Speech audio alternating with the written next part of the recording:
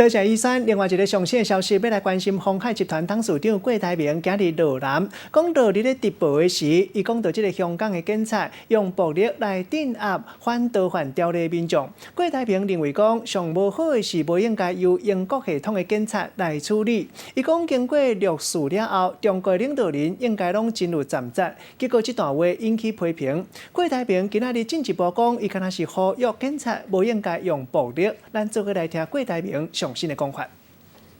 最近呢，因为6·4以后呢，我想这一批新的领导人，他们对事情应该节制，不是说已经节制。这个你们讲话要分的，他们应该要节制。我的意思是说，对香港的事情应该要节制，而不是说已经节制。这第一个，他们晓得说6·4的事情不能再发生。我想这个是，所以他们必须要节制，这第一个。第二呢，今年呢，很多我看到那些很多设备、武器跟那方法，过去都是英国殖民地时代留下来的。这个英国的警察制度是不一样的。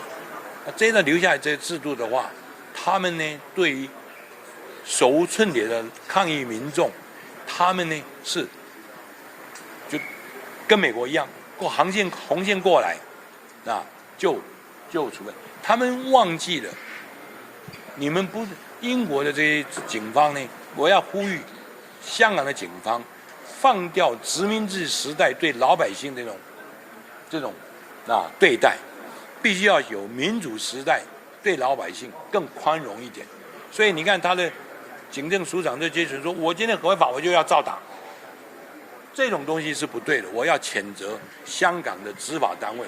放弃殖民世地的对老百姓的这种，因为他是殖民地香港，所以他们的武力来解决对待人民，这种必须要放弃。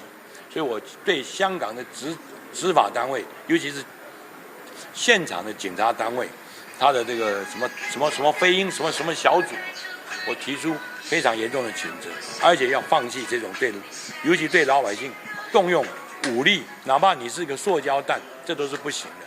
这个是我提出非常严重的谴责。